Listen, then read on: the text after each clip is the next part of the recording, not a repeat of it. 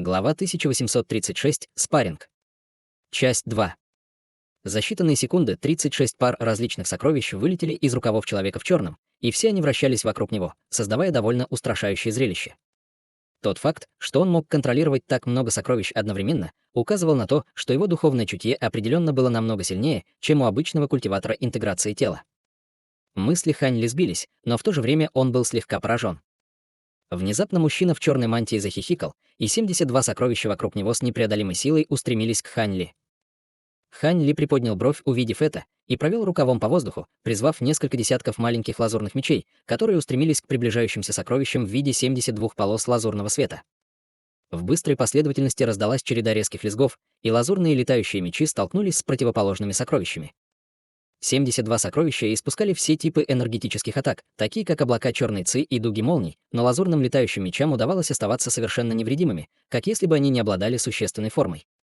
Вдобавок ко всему, они плотно обвились вокруг противоположных сокровищ, как духовные змеи, и обе стороны были равны. Человек в черной мантии был слегка удивлен, увидев это, и его сокровища начали высвобождать больше силы по его велению, но они все еще были пойманы в тупик с 72 лазурными бамбуковыми мечами. Выражение лица человека в черной мантии потемнело, и он внезапно глубоко вздохнул, а затем резко шагнул вперед и сделал хватательное движение. С оглушительным грохотом первозданная мирская ци внутри всего светового барьера сильно поднялась, после чего из воздуха появилось бесчисленное количество черных нитей, а затем вырвались в виде бесчисленных полос черного света. Все небо потускнело в свете черного света, и они достигли Хань Ли в мгновение ика.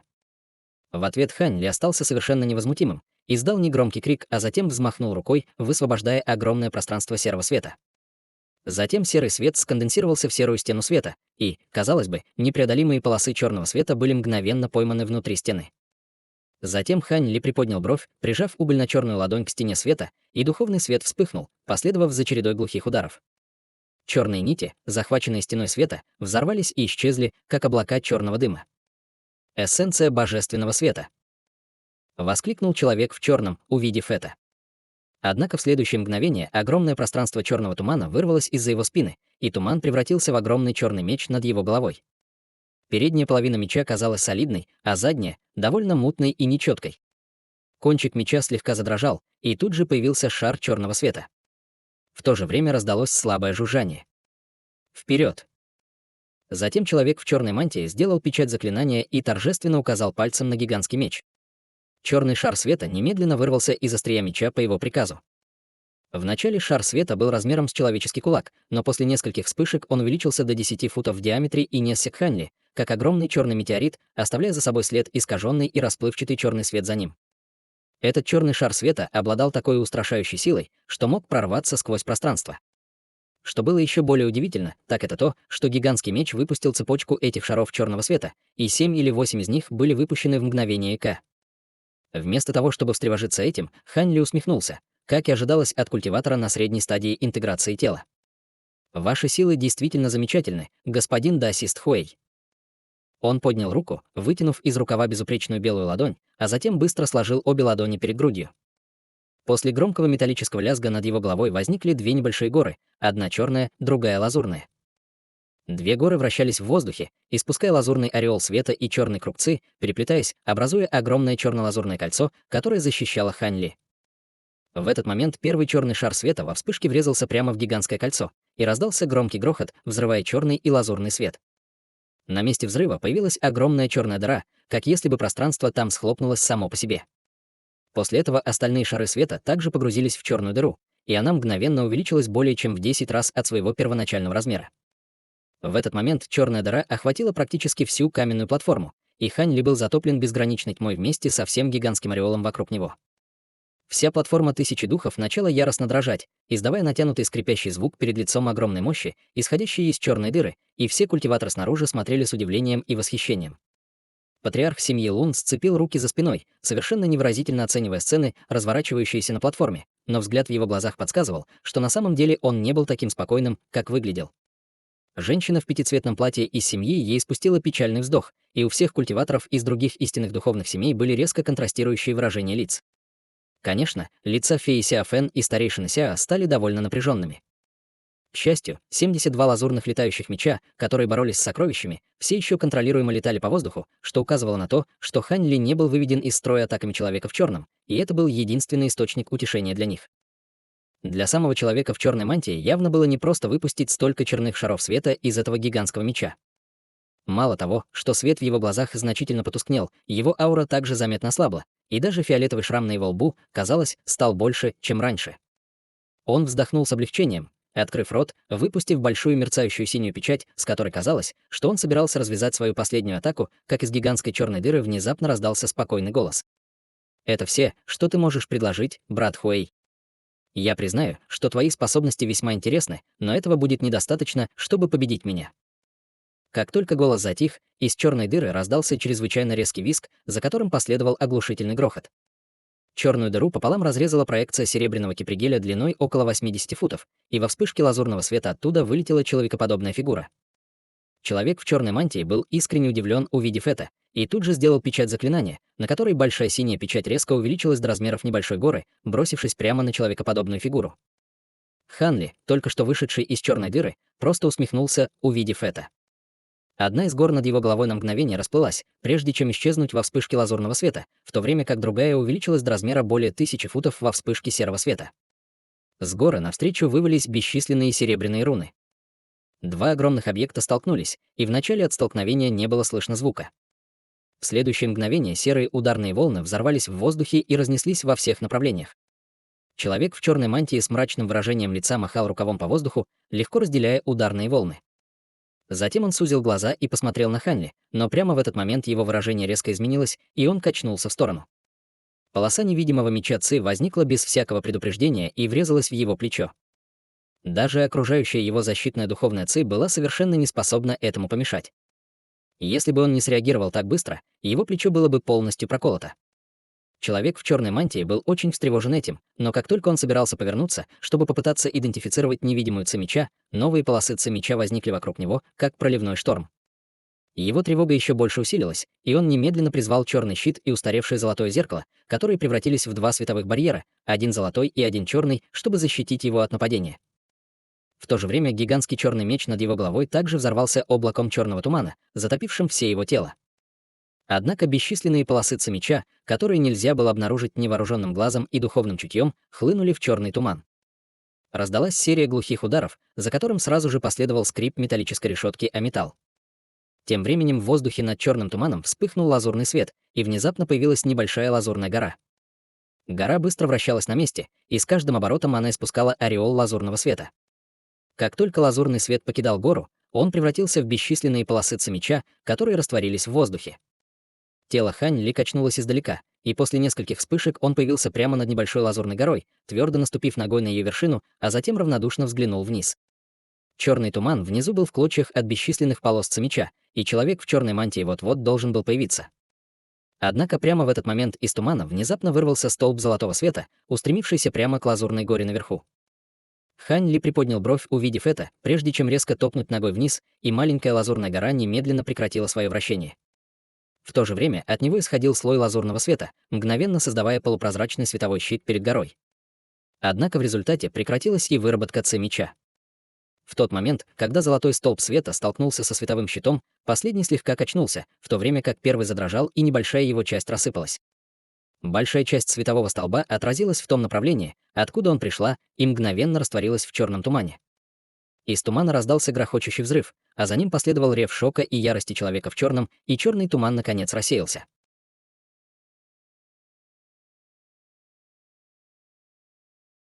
Глава 1837. Спарринг. Часть 3. Мужчина в черной мантии, появившись на месте, был окутан шаром золотого света, и на первый взгляд, казалось, он не получил никаких травм, но при ближайшем рассмотрении можно было бы обнаружить слабые следы крови, появился на одном из его рукавов. Эти следы крови были довольно маленькими, и они были едва заметны на его черной мантии, но все присутствующие культиваторы были по крайней мере на стадии зарождающейся души, поэтому они, естественно, не могли не заметить такую деталь. Сразу же раздался всплеск болтовни, и на лицах многих людей появилось удивление. Два культиватора интеграции тела из семьи Фэн обменялись взглядами, обнаружив собственное беспокойство, отраженное в глазах друг друга. Напротив, фея Ся Фэн и старейшина Ся были в восторге. Хань Ли больше не атаковал, паря в воздухе над ним.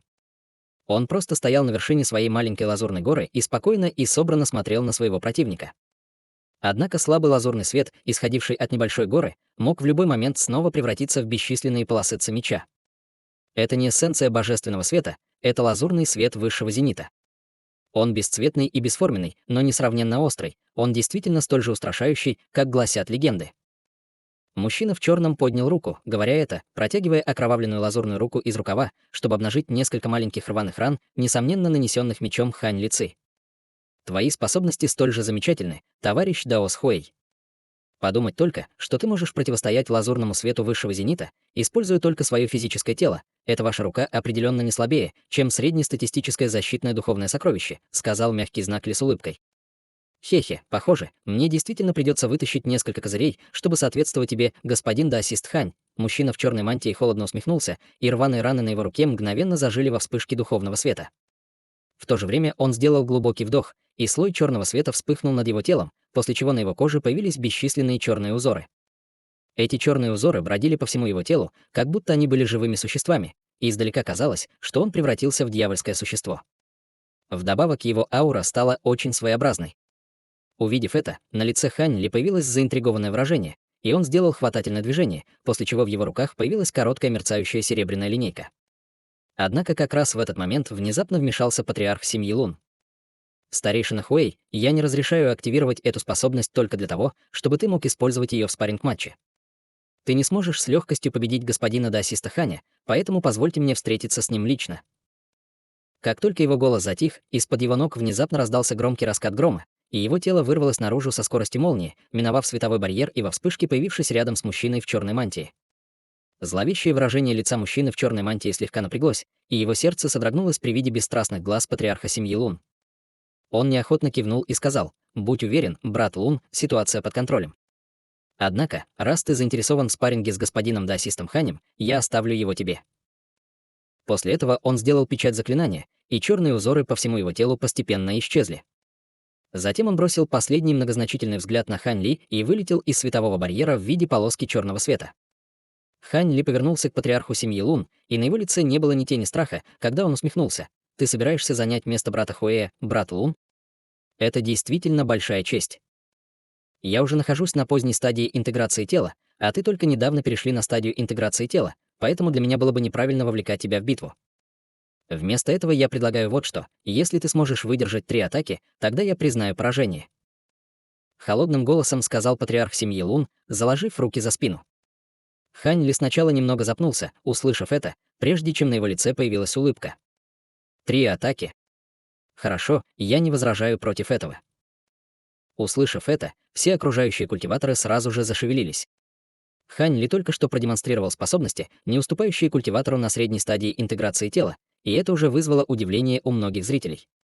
Теперь, когда патриарх семьи Лун предлагал этот пункт о 3 атаках, все были очень взволнованы. Для культиваторов из истинных духовных семей, находящихся ниже стадии интеграции тела, это должно было стать чрезвычайно открывающим глаза опытом, который, несомненно, принесет им огромную пользу. В конце концов, истинные духовные семьи, которые сражались против семьи Лун во время прошлых истинных духовных церемоний, все проиграли свои матчи, так что прошло очень много времени с тех пор, как все видели патриарха семьи Лун в действии. Первая атака. Патриарх семьи Лун явно не собирался тратить время на слова, и, издав негромкий крик, внезапно протянул руку. Все небо немедленно потемнело, когда мирская цепь поблизости забурлила, и над головой Хань Ли появилась огромная золотая лапа размером в несколько десятков футов. Пятицветные руны взметнулись по поверхности массивного когтя, и он схватил Хань Ли. Еще до того, как коготь достиг Хань Ли, воздух вокруг него сжался, и он почувствовал себя так, словно попал в клетку из железа и стали. Внезапно над ним возникли пространственные колебания, и без всякого предупреждения появилась небольшая черная гора. Серый свет хлынул с горы, и Хань Ли был слегка освобожден. Затем он поднял свою безупречную белую ладонь вверх, и пятицветное пламя мгновенно вырвалось из его пальцев, образуя массивную пятицветную руку, которая поднялась, чтобы столкнуться с гигантским золотым когтем среди громкого грохота. На мгновение эти двое казались равными, прежде чем гигантский золотой коготь уничтожил пятицветную руку во вспышке золотого света. Несмотря на это, Хань Ли оставался совершенно невозмутимым, показывая пальцем вверх. Разрушенные остатки массивной пятицветной руки в мгновение ока превратились в пятицветное ледяное пламя, и это пламя немедленно охватило огромный золотой коготь. В результате золотой коготь дрогнул в воздухе и был запечатан в огромном куске пятицветного льда, превратившись в левитирующую ледяную статую. Веки патриарха семьи Лун дернулись, увидев это, но он тут же закричал «Вторая атака!». Как только его голос затих, он положил руку себе на голову, и раздался рев громового дракона. Сразу после этого вспыхнул духовный свет, и из макушки его головы взлетела проекция золотого змея. Проекция закружилась в воздухе, резко упав обратно на его тело. В следующее мгновение из его тела вышел яркий золотой свет, а на лице и конечностях появились золотые чешуйки, на голове пара золотых рогов длиной в несколько дюймов. Он принял форму полудракона, и из-под его ног раздался раскат грома, после чего он мгновенно исчез на месте. Почти в тот же момент Хань Ли услышал, как над головой раздался раскат грома, и появился патриарх семьи Лун, затем поднял и вытянул свою чешуйчатую руку. Раздался глухой удар, и с небес спустилась огромная волна силы. Зрачки Хань Ли слегка сузились, увидев это, и в его глазах приближающаяся рука, казалось, охватила всю платформу тысячи духов, не давая ему возможности для побега или уклонения. Если бы он был поражен этой разрушительной силой, он определенно не смог бы противостоять атаке, несмотря на его мощное физическое тело. Помня об этом, Хань Ли немедленно направил черную гору над головой в приближающуюся золотую руку, посылая ее в воздух с разрушительной силой. В то же время вспыхнул золотой свет, и золотая фигура появилась позади него, превратившись в золотую проекцию с 3 головами и 6 руками. Прямо в этот момент раздался грохот, и черная гора была отбита золотой рукой, в то время как последняя продолжала спускаться к Хань Ли, по-видимому, нисколько не замедляясь. Выражение лица Хань Ли потемнело при виде этого, и первозданная проекция истинного дьявола позади него подняла все 6 своих рук, обрушив поток ударов в воздух. Тем временем Хань Ли взмахнул своей серебряной линейкой, и проекция серебряной линейки длиной в несколько десятков футов также взорвалась в небо во вспышке серебряного света. В следующее мгновение раздалась непрерывная череда взрывов. Проекции золотого кулака и проекция серебряной линейки столкнулись с опускающейся золотой рукой. Сразу после этого серебряная линейка выпустила новые линейки, исчисляемые десятками, сотнями, тысячами. В мгновение эка серебряная линейка в руке Хань Ли создала бесчисленные проекции, и все эти проекции неистово устремились вверх, как серебряный поток. Люди за световым барьером были ошеломлены грозными силами, которые использовал Хань Ли, но патриарх семьи Лун, похоже, не впечатлился и лишь холодно хмыкнул. Вслед за этим последовал сокрушительный грохот. В следующее мгновение бесчисленные проекции золотого кулака и проекции серебряной линейки были уничтожены взрывом чрезвычайно устрашающей силы. Золотая рука вспыхнула, появившись в воздухе на высоте не более 10 футов над Хань Ли, а затем без колебаний потащила его вниз. В этот момент поблизости внезапно вспыхнули пространственные колебания, и зеленый кулак протянул руку, ударив золотую руку, как молния.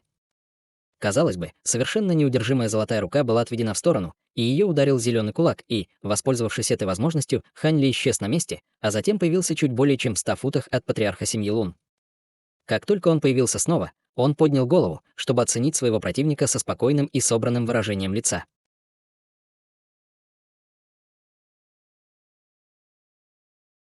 Глава 1838. Вызов семьи Лаа. Патриарх семьи Лун убрал руку, и на его лице появилось удивление при виде зеленой руки, появившейся из воздуха. Во вспышке пространственных колебаний появилась фигура с зеленой кожей. Гуманоидная фигура была около 20 футов высотой, все ее тело вспыхивало пурпурным светом. Он был очень похож на Хань Ли, и в его глазах вспыхивал зеленый свет. Хань Ли махнул рукой в сторону зеленой фигуры, и она появилась рядом с ним в мгновение ика. «Это твой клон. Должен сказать, ты действительно оправдал мои ожидания, господин Даосист Хань. Итак, это будет моя 3-я атака». Патриарх семьи Лун холодно усмехнулся, а затем поднял руку и сделал захватывающий жест в сторону Хань Ли. Его действия казались идентичными тому, что он только что сделал ранее, но на этот раз эффект был совсем другим. Еще до того, как его рука была полностью вытянута, в окрестностях начала извергаться череда грохочущих ударов, вместе с которыми над платформой тысячи духов появились бесчисленные пятицветные пятнышки. В следующее мгновение эти пятнышки света, образованные первозданной мирской ци, устремились к патриарху семьи Лун и в неистовстве растворились в его руке. Чешуя золотого дракона на его руках мгновенно стала яркой и полупрозрачной и залилась слоем пятицветного духовного света. Вдобавок ко всему, свет постепенно становился все ярче и ярче, пока многие прохожие не были вынуждены отвести взгляд. В то же время из той же руки произошел чрезвычайно мощный всплеск чужеродного духовного давления. Как будто рука стала полностью независимой сущностью, а ее аура была даже более мощной, чем аура самого патриарха семьи Лун. Перед лицом этой разрушительно мощной атаки выражение лица Хань Ли, наконец, немного изменилось. Когда патриарх семьи Лун приближался к точке, где она должна была быть полностью вытянутой, он внезапно сложил кулак в знак приветствия и усмехнулся. «Твои силы поистине необычайны, господин Даосист Лун, и я уступаю». Прежде чем кто-либо успел осмыслить то, что он только что сказал, тело Хань Ли вспыхнуло лазурным светом, и он вылетел из светового барьера, разрывая его, как будто это было не более чем структура из папье-маше. После этого он вернулся в свое кресло перед свитой семьи Гоу, и зеленая фигура последовала за ним, как тень. Все находящиеся поблизости культиваторы семьи Гоу рефлекторно отступили на несколько шагов, оценивая зеленую фигуру любопытными глазами, но Хань Ли просто бросил на нее равнодушный взгляд и сделал печать заклинания, после чего клон быстро сжался во вспышке пурпурного света. В конце концов, он превратился в шар пурпурного света, который исчез в его рукаве. Тем временем фея Ся Фэн и старейшина Ся оценивали Хань Ли со сложными выражениями лиц. Неудивительно, что это была их реакция. Как культиватор, который только недавно достиг стадии интеграции тела, он проявил способности, которые не уступали способностям культиваторам на средней стадии интеграции тела, но как раз когда они думали, что он сотворит чудо, он спрыгнул с платформы и сдался. Как бы они на это ни смотрели, что-то казалось неправильным. Однако после поразительной демонстрации силы Хань Ли они, естественно, не осмелились задавать какие-либо вопросы, а могли только переглянуться с кривой улыбкой на лицах. Они были довольно раздражены беспорядочными действиями Хань Ли, но в то же время все их опасения исчезли. В их глазах Хань Ли не уступал по силе их великому старейшине, фее Тянь Ли. На самом деле его боевое мастерство казалось даже превосходящим. Таким образом, для семьи Гоу определенно не будет проблемой получить место в пятерке лучших. Патриарх семьи Лун, наконец, пришел в себя и, посмеиваясь, бросил взгляд на Хань Ли. «Хе-хе, интересно». После этого пятицветный свет закрутился вокруг его руки, и первозданная мирская ци из окружающего мира растворилась в воздухе. В то же время чешуя золотого дракона по всему его телу также отступила, и он вернулся к своему обычному виду. Человек в медной маске из семьи Фэн внезапно заявил: «Мы отказываемся от нашего плана». «Что ты имеешь в виду, брат?» Даже если этот человек более могущественен, чем обычный культиватор на ранней стадии интеграции тела, самое большее, он сопоставим только с той коргой Тянь Ли. Конечно, мы сможем победить его вместе. Мужчина в пышной мантии контрастировали с нахмуренными бровями. Ты думаешь, что его можно сравнить только с Тянь Ли? Ты сошел с ума. Если отбросить все остальное, один его клон чрезвычайно силен. Он был достаточно силен, чтобы отбить атаку старика Луна одним ударом. Это уже то, что выходит за рамки наших возможностей. Вдобавок ко всему, он не выказывал страха или беспокойства на протяжении всей битвы, так что у него определенно есть больше трюков в рукаве. Даже вдвоем, скорее всего, будет очень трудно победить его. Я не хочу, чтобы наша семья Фэн сделала такое непостижимо могущественное существо своим врагом, особенно в такое время, как сейчас, холодным голосом ответил мужчина в маске. Но как насчет нашего соглашения с семьей Лаа? Мы уже приняли от них выгоду, мужчина в роскошной мантии все еще колебался. Все, о чем мы договорились, это ослабить для них фею Тянь Ли, насколько это возможно. Раз ее здесь нет, нет ничего удивительного, что мы поменяли наши планы. Если они попытаются свалить вину на нас, мы просто вернем им то, что они нам дали. Что они сделают?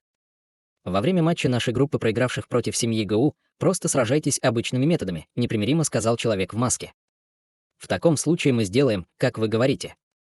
Очень жаль, что мы не сможем исключить семью Гоу из 5 лучших семей, но я думаю, нам просто придется подождать до следующего раза. Человек в роскошных одеждах неохотно вздохнул. Напротив, человек в маске мог ясно видеть более широкую картину, и он усмехнулся. Дьявольские бедствия вот-вот разразятся. Кто знает, сколько из этих истинных духовных семей останется на другой стороне? Нет необходимости думать так далеко вперед. Человек в роскошной мантии мог только криво улыбнуться в ответ. Между тем, несколько старейшин семьи Лаа стояли вокруг единственного в своей семье культиватора на ранней стадии интеграции тела, и в настоящее время они что-то обсуждали приглушенным тоном. Из-за ограничений никто не мог слышать, о чем они говорили, но их напряженные выражения лиц ясно указывали на то, что они были далеки от этой ситуации. Культиватор интеграции тела семьи Лаа был ученым средних лет в белом, и его брови также были сильно нахмурены. Было совершенно ясно, что демонстрация силы Хань Ли стала для них неприятным сюрпризом. Следующий матч будет матчем сетки проигравших, чтобы определить 4 и 5 ранги, и он будет проходить между семьей Фэн и семьей Гоу, объявил патриарх семьи Лун. Услышав это, оба практикующих семьи Фэн в унисон повернулись к окружению семьи Гоу, в то время как фея Ся Фэн и старейшина Ся повернулись к Хань Ли. Я проигрываю этот матч. Всеобщему удивлению, Хань Ли без колебаний проиграл матч, и это, естественно, вызвало настоящий переполох. Старший Хань, начало фея Ся Фэн, и на ее лице появилось настойчивое выражение.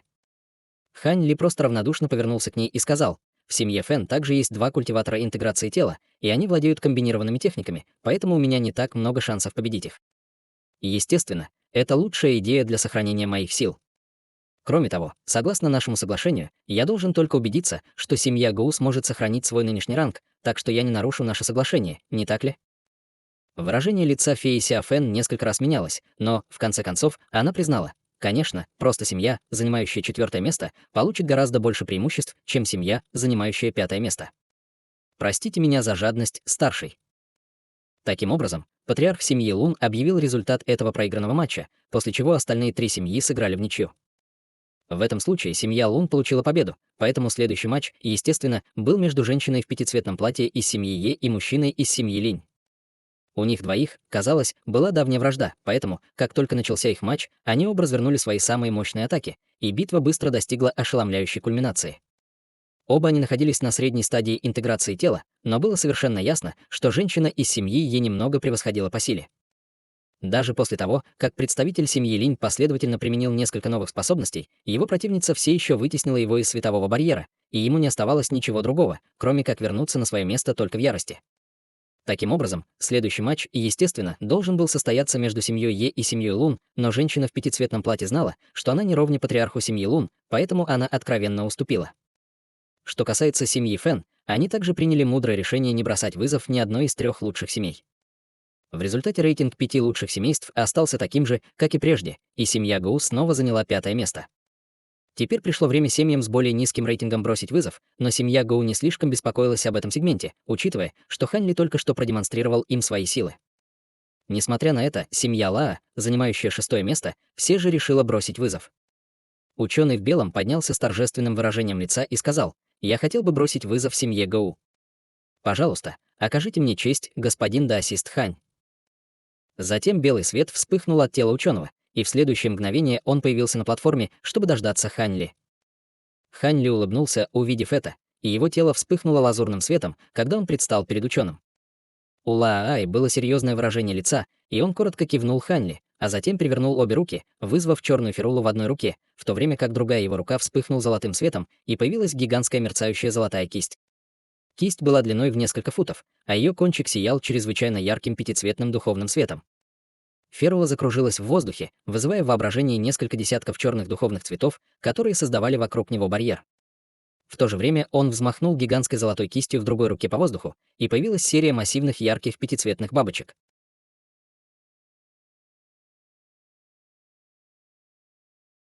Глава 1839. Сила золотого тела.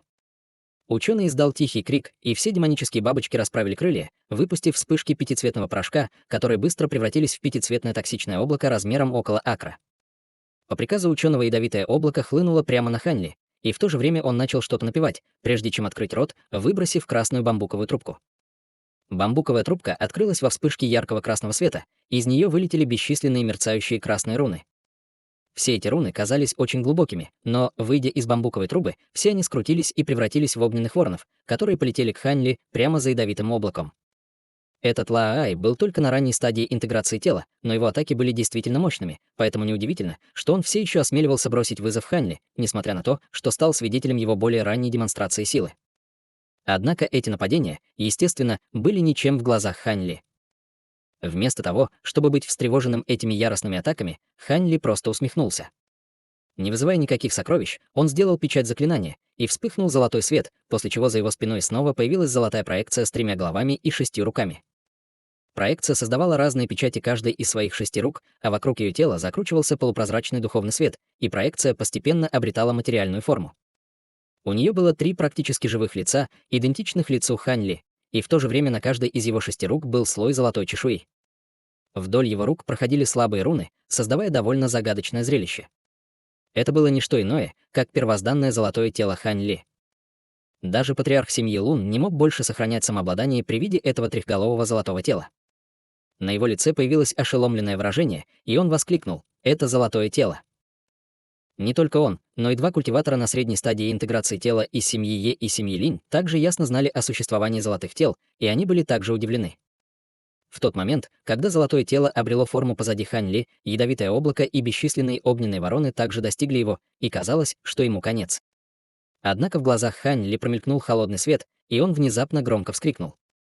В следующее мгновение золотое тело позади него качнулось и каким-то образом оказалось перед ним. Из тела вырвался яркий золотой свет, и он резко увеличился до нескольких десятков футов в размере, а затем поднял все 6 своих рук одновременно и толкнул их к ядовитому облаку и огненным воронам. В быстрой последовательности раздалась цепочка шлепающих звуков, и золотой шар света появился в каждой из 6 больших рук золотого тела. Шары света непрерывно вращались над ладонями, а затем были выпущены в унисон. Затем шары света сошлись и соединились в воздухе, образуя золотой вихрь. В то же время золотое тело открыло все 6 глаз одновременно и начало произносить 3 совершенно разных песнопения, которые накладывались друг на друга. Внутри водоворота раздавались громкие раскаты грома вместе с буддийскими песнопениями, и вихрь в мгновение ока расширился до размеров 40 футов. Сразу после этого из водоворота взорвалась золотая ударная волна, которую можно было увидеть невооруженным глазом. Надвигающееся ядовитое облако и огненные вороны были совершенно не способны оказать какое-либо сопротивление и были захвачены ударной волной, попав в вихрь. Спустя несколько мгновений разрушительной атаки, которые развязал Лаа-Ай, прекратили свое существование, и он, естественно, был очень встревожен этим развитием событий. Он поспешно поднял гигантскую кисть в руке в попытке вызвать новую волну атак, но было уже слишком поздно. Первозданное золотое тело подняло все 6 рук по велению Хань Ли и нанесло удары по Лаа-Аю издалека. 6 мерцающих золотых проекций кулаков с грохотом вырвались наружу и мгновенно растворились в воздухе. Дерьмо. Лаа-Ай был опытным ветераном сражений и сразу понял, что попал в беду. Вместо того, чтобы начать атаку своей гигантской золотой кистью, он внезапно убрал ее, сделав ею круг в воздухе. Во вспышке золотого света перед ним, словно из ниоткуда, возник круглый золотой щит. В то же время красная бамбуковая трубка, которую он призвал ранее, также превратилась в красный световой барьер, окутывающий его тело внутри. В дополнение к черному свету, образуемому черной ферулой, он мгновенно установил 3 уровня защиты, каждый из которых казался весьма грозным. Однако в тот момент, когда эта защита обрела форму, 6 мерцающих золотых проекций кулаков внезапно снова возникли из воздуха. Первоначально они были размером только с человеческие руки, но теперь они были размером с человеческую голову и со звоном атаковали его защиту.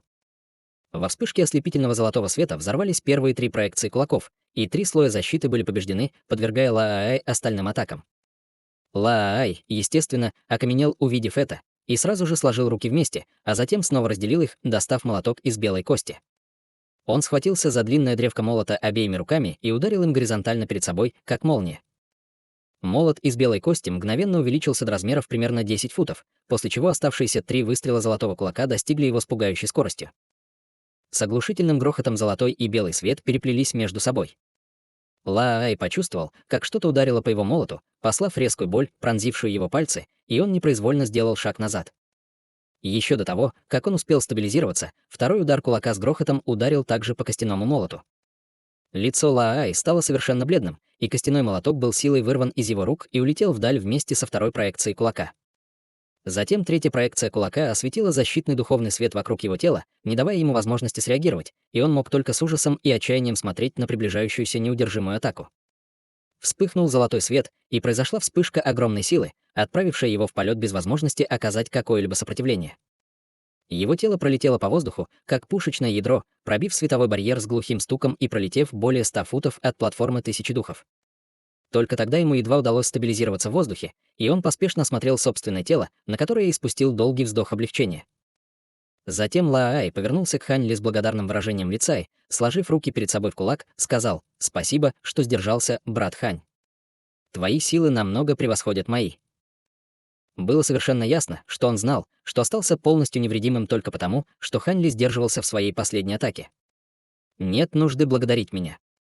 Это всего лишь спарринг, поэтому моя цель — не ранить тебя», — ответил Хань Ли с беспечной улыбкой. Он, естественно, не собирался наживать себе врагов без уважительной причины. В этот момент все наблюдатели из истинных духовных семей были полностью ошеломлены.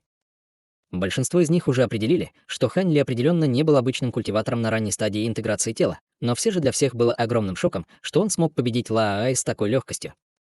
Все культиваторы интеграции тела из истинных духовных семейств теперь оценивали Хань Ли с трепетом и почтением, в то время как небольшая часть из них смотрела на него со сложным созерцательным взглядом на лицах. Хань Ли небрежно вылетел из светового барьера и вернулся на свое место в окружении семьи Гоу, после чего Бай Гуэр немедленно вежливо предложила ему чашку духовного чая. «Мастер, пожалуйста, выпейте чаю». Хань Ли взглянул на нее и обнаружил, что ее щеки слегка покраснели от волнения. Неудивительно, что она проявила такую реакцию. Она уже знала, что Хань Ли был культиватором интеграции тела, но он никогда не демонстрировал свои силы перед ней. Таким образом, как она могла не быть воодушевленной и взволнованной, увидев необыкновенные способности Хань Ли? Хань Ли улыбнулся, приняв чашку духовного чая, а затем сделал глоток. Тем временем фея Сяо Фэн и старейшина Сяо также оценивали Хань Ли с удивлением и восторгом. Его силы явно намного превзошли их ожидания. Место семьи ГУ в пятерке лучших теперь действительно гарантировано. В остальном процесс был довольно простым. Все истинные духовные семьи знали, насколько могущественны друг для друга, поэтому проблем было не так уж и много. Всего после нескольких матчей все рейтинги были определены. После этого пришло время распределить талисманы, созданные этим мастером тысячи духовных зверей, а также другие ресурсы в соответствии с этим новым рейтингом. Хань Ли, естественно, не играл в этом никакой роли и оставил дела феи Сяо Фэн и старейшине Сяо. Он просто сидел на своем месте с веселой улыбкой, в то время как лидеры семей, собравшиеся на платформе тысячи духов, полностью отбросили все претензии на приветливость и вежливость, споря друг с другом, разлетаясь во всех направлениях. Даже малейший компромисс привел бы к потере огромного количества льгот, поэтому, естественно, не было семей, которые были бы готовы отступить. К счастью, только что установленные рейтинги помогли ускорить процесс распределения ресурсов. В противном случае они, скорее всего, будут спорить бесконечно долго без достижения консенсуса. Однако культиваторы интеграции тела среди истинных духовных семей, естественно, не собирались опускаться до этого уровня, и все они тоже остались на своих местах, терпеливо ожидая результата переговоров. Некоторые из них оценивали Хань Ли с любопытством в глазах, и в этом случае никто из них не осмелился проявить враждебность, поэтому Хань Ли просто отдыхал с закрытыми глазами и делал вид, что не замечает. Внезапно в его ушах раздался голос патриарха семьи Лун. «Господин даосист Хань, твои способности не ограничиваются клоном и золотым телом, которые ты только что показал, верно?» Выражение лица Хань Ли немного изменилось, он открыл глаза и повернулся к патриарху семьи Лун. Затем он также спокойно послал передачу голоса в ответ. «А, я уверен, что твои способности не ограничиваются трансформацией в полудракона, не так ли, брат Лун?» Патриарх семьи Лун на мгновение замолчал, а затем задал вопрос, который застал Хань Ли врасплох. «Конечно. Однако твои силы намного превосходят то, что я ожидал. Брат Хань, ты имеешь какое-либо отношение к Святому острову?»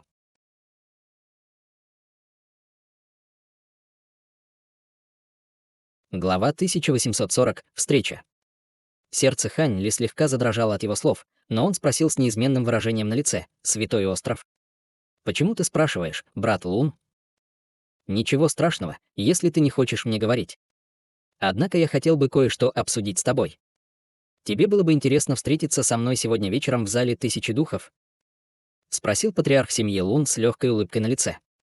«Зал Тысячи Духов?» Брови Хань Ли слегка нахмурились от его слов, и в его голове сразу же промелькнуло множество мыслей.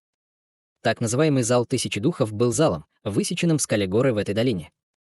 В зале впервые собирались руководители и старейшины истинных духовных семей, чтобы обсудить ход церемонии.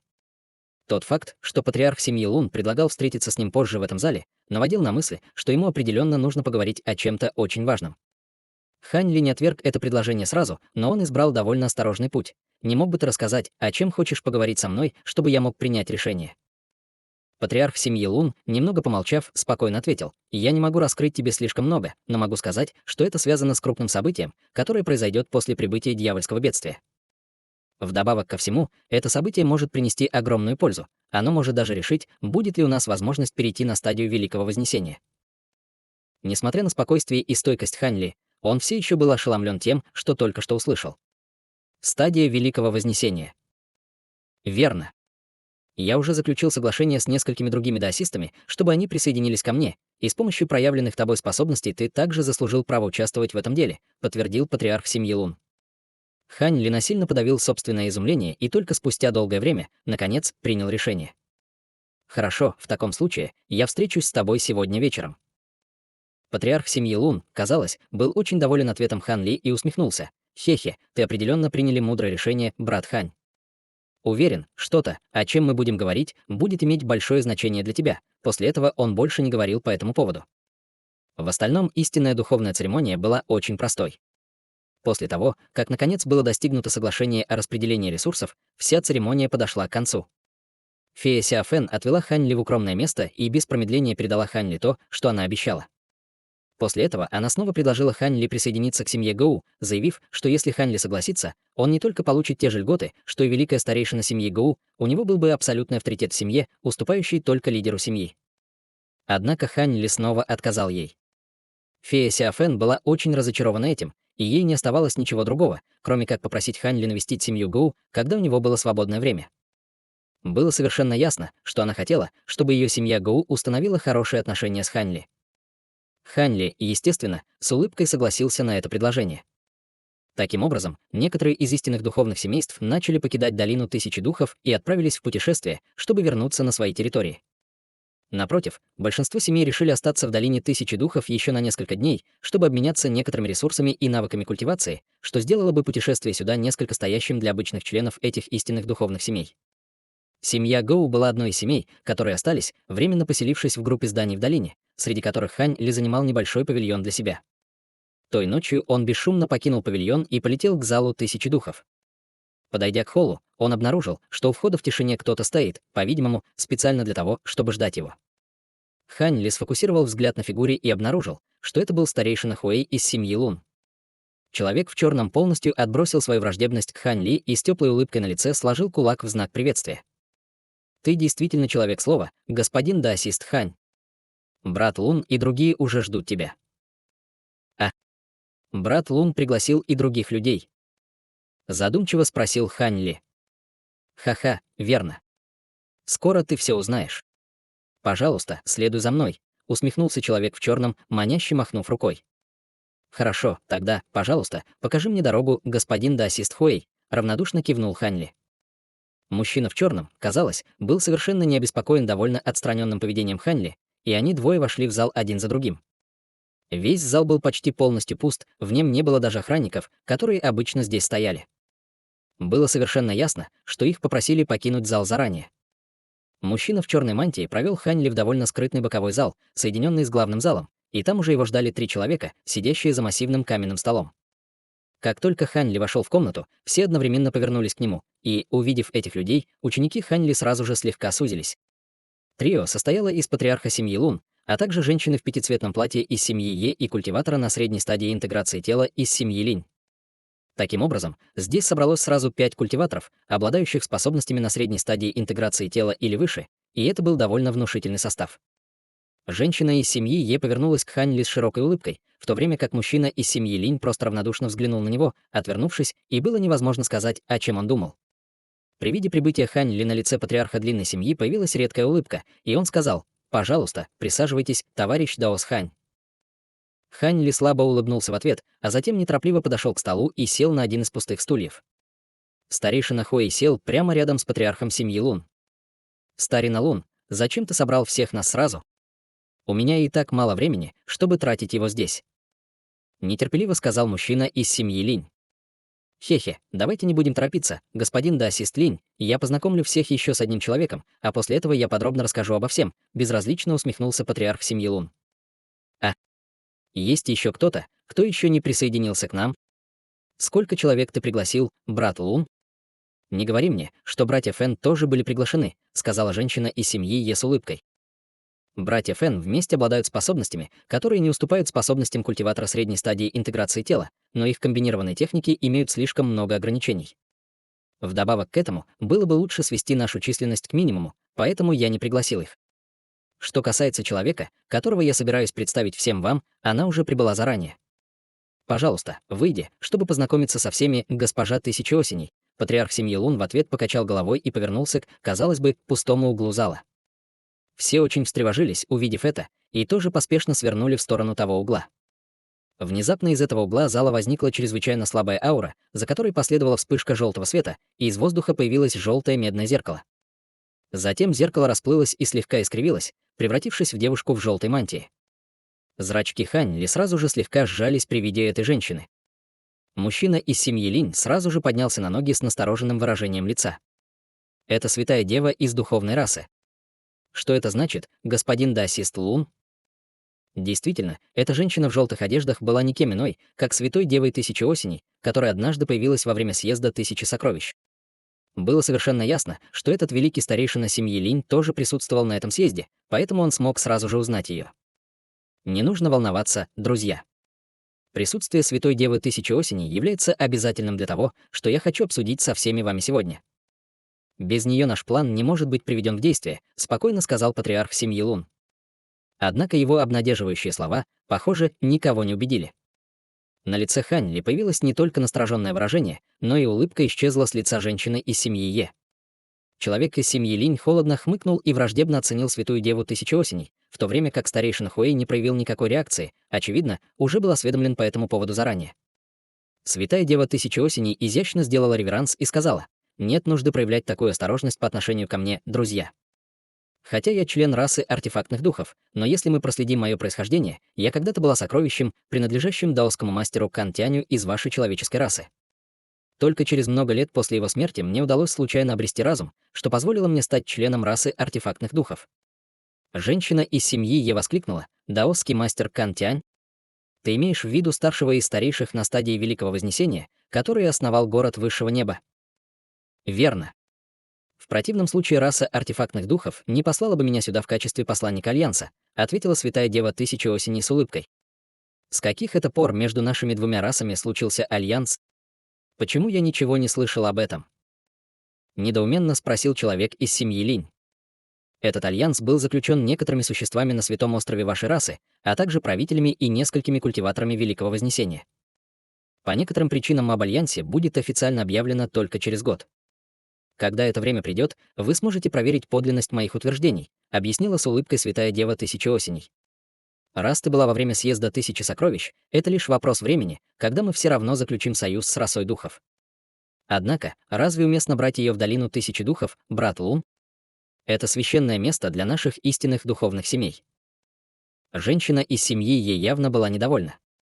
Патриарх семьи Лун, казалось, уже ожидал, что это станет предметом спора, и он спокойно ответил: «Будь уверена, фея Е, госпожа Тысячи Осеней, вошла в долину только после завершения нашей церемонии, и она немедленно уйдет после нашего сегодняшнего обсуждения, так что никаких проблем не будет». Женщина из семьи Е на мгновение замолчала, а затем добавила: «В таком случае я доверяю твоему мнению, брат Лун. Пожалуйста, объясни, почему ты собрал всех нас здесь?» Мужчина из семьи Линь тоже сел, и выражение его лица немного смягчилось. Патриарх семьи Лун кивнул, увидев это, но то, что он сказал дальше, едва не заставило старшего старейшину семьи Линь снова выпрыгнуть со своего места.